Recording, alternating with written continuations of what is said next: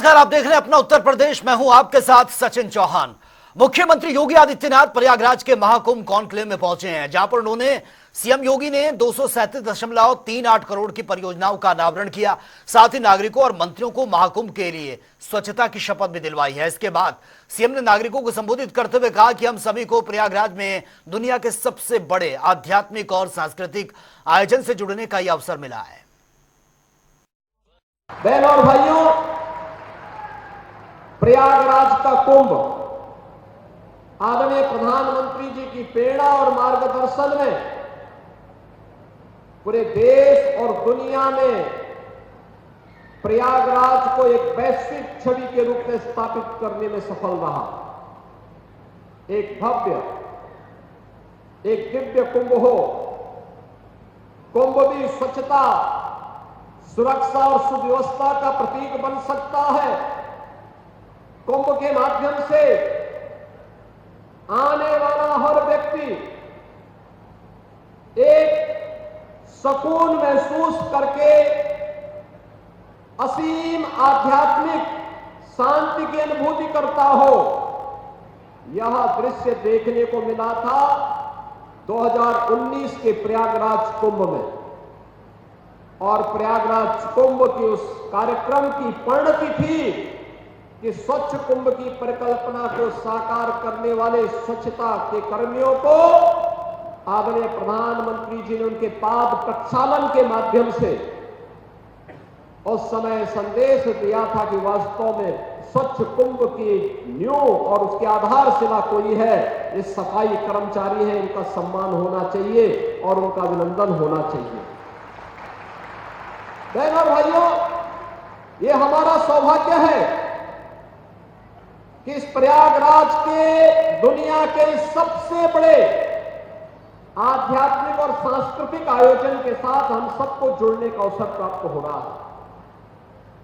प्रयागराज भगवान ने, बेड़ी माधव भगवान ने, मां गंगा ने हम सबको यह अवसर दिया है कि हम सभी लोग मिलकर के इस भव्य और दिव्य आयोजन में सहभागी बनकर के देश और दुनिया से आने वाले करोड़ों श्रद्धालुओं को प्रयागराज की महत्ता के बारे में भी बताएं।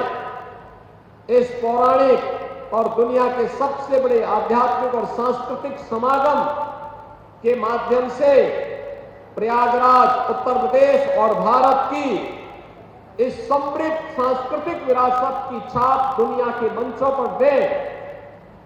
अगर यह सौभाग्य हम सबको इस कार्यक्रम के साथ जुड़ने का प्राप्त हुआ है तो जरूर पूर्व जन्मों के पुण्यों का ही यह प्रताप है कि जो यह अवसर हम सबको प्राप्त हुआ है। चलिए आगे बढ़ते हैं। इलाहाबाद विश्वविद्यालय के दीक्षांत समारोह में शामिल और महाकुंभ के कार्यों की समीक्षा साथ ही लोकार्पण करने के लिए मुख्यमंत्री योगी आदित्यनाथ प्रयागराज पहुंचे हैं, जहां पर सीएम योगी बनारस हिंदू विश्वविद्यालय के कुलपति के साथ ही और पूर्व न्यायाधीश जस्टिस गिरिधर मालवीय के आवास पर परिजनों से मुलाकात की है और गिरिधर मालवीय के निधन पर शोक भी प्रकट किया है। साथ ही इस मौके पर डिप्टी सीएम केशव प्रसाद मौर्य सहित बड़ी संख्या में लोग भी मौजूद रहे।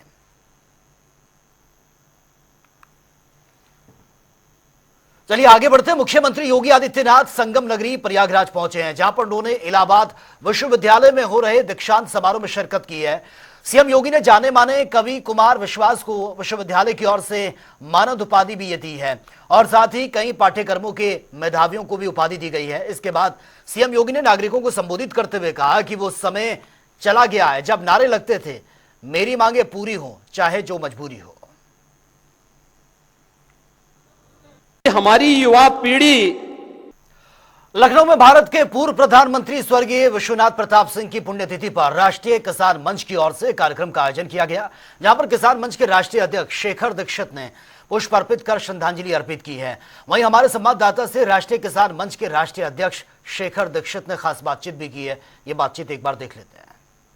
पूर्व प्रधानमंत्री विश्वनाथ प्रताप सिंह की आज पुण्यतिथि पर एक कार्यक्रम का आयोजन किया गया है। राष्ट्रीय किसान मंच के राष्ट्रीय अध्यक्ष शेखर दीक्षित जी हमारे साथ हैं। सर, आज कैसे याद किया जा रहा है, बड़ा दिन है। देखिए, राष्ट्रीय किसान मंच पिछले लंबे समय से, और मुझे लग रहा है कि मुझे तो याद है कि जब से राजा साहब नहीं रहे 2008 के बाद से, हम लोगों ने लगातार उनकी जयंती और पुण्यतिथि के कार्यक्रमों पे जो है शिरकत की है, इकट्ठा हुए हैं। और सवाल ये है कि आज देश में जिस तरीके की राजनीति है, उस तरीके के राजनीति में राजनीतिज्ञों को राजा साहब से सीख लेने की ज़रूरत है कि इतना कठिन जीवन और इतना त्यागपूर्ण जीवन, कई बार इस्तीफे देना और लगातार पदों के लिए कोई मोह ना रखना, और उसके बाद बेदाग, किसी प्रकार का कभी कोई दाग नहीं लगा। राजपूत परिवार में जन्म होने के बाद भी अगर बाबा साहब भीमराव अम्बेडकर जी की बात करें तो उनको भारत रत्न जो है वीपी सिंह साहब ने दिया। अगर आज की डेट में ये बात करें कि आरक्षण का लागू करने वाले वीपी सिंह साहब थे, तो जो लोग पिछड़ों की राजनीति करते हैं, जो लोग जो है दलितों की राजनीति करते हैं, बड़े बड़े आंसू बहाते हैं, उनको ये सोचना चाहिए कि उनको ये अधिकार किसने दिया। और वीपी सिंह का नाम लेने से वो कतराते हैं, और इवन उसका कारण ये है कि वो जाति से राजपूत थे, इसलिए सब मुंह मोड़ते हैं। तो हम लोग हमेशा समाज को ये संदेश देना चाहते हैं कि देखिए, आरक्षण भी एक राजपूत ने ही लागू कराया था, और हमेशा जाति से बढ़ के जब आप राजनीति करेंगे तब समाज का कोई भला होगा। अगर आप जाति में और पैसों में फंस के राजनीति करते रहेंगे तो जैसे देश का बंटाधार हो रहा है वैसे ही लगातार होता रहेगा। अभी हाल फिलहाल चुनाव हुए हैं, उपचुनाव उत्तर प्रदेश में, और 9 सीटों पर साथ में भारतीय जनता पार्टी ने जीत दर्ज की। कई वीडियो फोटोज आए जिसमें कहा गया कि पुलिस धांधली कर रही है, आईडी चेक कर रही है, और फिर उसके बाद समाजवादी पार्टी के राष्ट्रीय अध्यक्ष अखिलेश यादव ने भी प्रेस कॉन्फ्रेंस करके एक बड़े आरोप लगाए। जीत भी दर्ज हुई। चर्चा में सबसे ज़्यादा कुंदरकी रही, 70,000 ज़्यादा भारतीय जनता पार्टी वहाँ से वोट से विजयी हुई, जबकि वहाँ पे 65% आबादी मुस्लिम की है। तो इस पूरी राजनीति का जो आज का परिवेश है उसको आप कैसे देखते हैं, खासकर इस उपचुनाव को? देखिए, उपचुनाव में आज भाजपा की सरकार है, जब समाजवादी पार्टी की सरकार थी या उससे पहले बहुजन समाजवादी पार्टी की सरकार थी या कांग्रेस की सरकार थी, जिसकी भी सरकार रही तो वो जो भी अपना प्रशासन का दुरुपयोग कर पाती है वो करती है। लेकिन एक चीज़ मुझे लगता है ये ध्यान देना चाहिए कि जब लोकसभा में भारी जीत हासिल हुई थी तब मैंने कुछ जगह बात कही थी कि लोगों का मोदी के प्रति नाराज़गी बहुत ज़्यादा है उत्तर प्रदेश के अंदर। अयोध्या मंदिर को लेकर भी मोदी के प्रति नाराज़गी बहुत ज़्यादा थी, लेकिन योगी के प्रति उस तरीके की भी नाराज़गी नहीं है। योगी के प्रति उस तरीके की भी नाराज़गी नहीं पैदा हुई। दूसरी बात, भाजपा 24 घंटे 12 मास चुनाव लड़ती है। उसका ज़मीनी आप देखेंगे तो वो हो या संघ हो, उससे जुड़ी हुई या उससे जुड़े हुए प्रकल्प हों, वो परमानेंट चुनाव, आज प्रधानी का चुनाव देखिए, अभी एक साल 1.5 साल बताया पर उन्होंने बिगल फूंक दिया, लड़ रहे हैं। तो ज़मीन पे काम करना मुझे लगता है कांग्रेस ने भी छोड़ दिया है, ज़मीन पे काम करना समाजवादी पार्टी ने भी बहुत कम कर दिया है।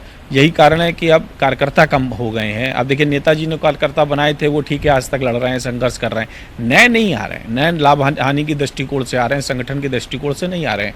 सेम चीज़ बाकी दलों में भी है। बहुजन समाज पार्टी ने भी देखिए तो काशीराम के पास, काशीराम जी ने जो है जो एक बहुत बड़ी सेना तैयार की थी, मायावती जी ने 20 साल उसका खूब मज़ा लिया, लेकिन अपनी सेना नहीं तैयार करी, अपने लोग नहीं तैयार किए। तो क्या है ना कि अगर आप ज़मीन पे काम नहीं करेंगे ना तो आपको नतीजे ऐसे ही देखने को मिलेंगे जैसे लगातार हो रहे हैं। और जहाँ की कांग्रेस हो या आप झारखंड में जाइए, आप देखेंगे ज़मीन पे काम हो रहा है, वहाँ नतीजे बिल्कुल डिफरेंट है। आप देखिए, उद्धव ठाकरे के साथ भी सेम रहा। वो सिंपैथी पे राजनीति करना चाहते थे, ज़मीन पे काम उन्होंने नहीं किया, कार्यकर्ताओं को सहेजा नहीं।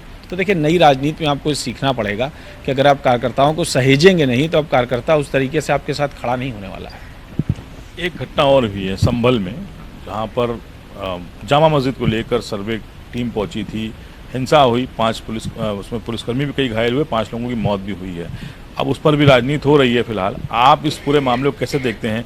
कहा जा रहा है कि अक्टूबर में बहराइच, फिर नवंबर में संभल, तो क्या आगे भी इस तरह से कुछ और देखने को मिलता रहेगा? देखिए, जब से भारतीय जनता पार्टी की सरकार आई है, ये तो दुखद रहा ही है कि लगातार हिंदू मुसलमान के बीच खाई बनाने का वो काम करती आई है। ये तो हम लोग का समाज है जो आपस में एक दूसरे से जुड़ के रखा हुआ है, वरना उनका बस चलता तो अब तक युद्ध करा ही दिए होते। और कोई वो ऐसा मुद्दा नहीं छोड़ते हैं जिसमें आपस में झगड़ा ना हो। तो ये दुखद है आज की राजनीति के लिए। और यही फिर आज राजा साहब की पुण्यतिथि है, तो मैं कहना चाहूँगा तो सीखना चाहिए कि जनता के लिए काम कैसे किया जाता है, व्यक्तिगत नहीं किया जाता है। और भारतीय जनता पार्टी की जब तक सरकार रहेगी तब तक इस तरह के हादसे आपको लगातार देखते को मिलते रहेंगे। इसमें ऐसा कुछ नहीं है कि ऐसी कुछ कमी आने वाली है। अब बट नेचुरल है कि वो कह रहे हैं, तो भाई मथुरा भी कह रहे थे, वो हर जगह कह रहे हैं। अब वो हर जगह आज की डेट में भगवान तलाश रहे हैं, बस अपने ज़मीर में नहीं तलाशते हैं, इतनी कमी है। बहुत शुक्रिया हमसे बात करने के लिए। शेखर दीक्षित जी हैं राष्ट्रीय अध्यक्ष किसान मंच के, और आज वीपी सिंह की पुण्यतिथि पर उन्हें याद किया जा रहा है, उनके राजनीतिक सफर को याद किया जा रहा है। फिलहाल उनकी राजनीति से सबक लेने की ज़रूरत है। शेखर दीक्षित जी का कहना है कि जिस तरह से उन्होंने त्याग दिया, आज गद्दी के लिए जिस तरह से लड़ाई हो रही है, वैसे ही राजनेताओं को त्याग की भावना भी अपनानी चाहिए। कैमरा पर्सन रियाज के साथ फखर किदवई, जनता टीवी, लखनऊ। खबरों में आगे बढ़ते हैं। उत्तर प्रदेश के मुख्यमंत्री योगी आदित्यनाथ आज प्रयागराज के दौरे पर रहे हैं, जहां पर सीएम ने एयरपोर्ट से सीधा दीक्षांत समारोह में शिरकत की है। साथ ही कार्यक्रम में शिरकत की और इसी को लेकर हमारे संवाददाता ने एक ग्राउंड रिपोर्ट भी तैयार की है। रिपोर्ट देख लेते हैं। सूबे के मुख्यमंत्री योगी आदित्यनाथ आज प्रयागराज पहुंचे थे, जहां वे दीक्षांत समारोह में शामिल हुए और जिसके बाद उन्होंने नगर निगम पहुंचकर जहां कंट्रोल रूम का निरीक्षण किया, जिसके बाद वे सीधा कई स्थलीय कार्यक्रम का निरीक्षण किया। नागवासुकी मंदिर गए और उन्होंने चौड़ी सड़क स्थित जहां पक्के घाट है उसका भी निरीक्षण किया, जिसके बाद वे ICCC पहुंचे और जहां से परेड ग्राउंड पहुंचे और सुरक्षा कर्मियों को वहां पर उन्होंने कपड़े वितरित किए और नाविकों को लाइफ जैकेट वितरित की है और ICCC सभागार में समीक्षा बैठक की और बैठक करने के बाद यहाँ मीडिया से बात की और मीडिया से बात करते हुए उनका एक ही कहना था कि महाकुंभ 2025 जो हो रहा है वो पूरी तरह से सकारात्मक पॉजिटिव स्टोरी पूरे देश तक जाए और जो प्रयागराज में आने वाले श्रद्धालु हों उनके तक प्रयागराज की एक अच्छी छवि बने। फिलहाल मुख्यमंत्री ने मीडिया को संबोधित करते हुए अपील की और जिसके बाद वे लखनऊ के लिए रवाना हो गए हैं। जनता टीवी के लिए सैयद मोहम्मद आमिर, प्रयागराज। तो फिलहाल इस बुलेटिन में मेरे साथ इतना ही, लेकिन तमाम खबरों के लिए आप बन रही है जनता टीवी के साथ। नमस्कार।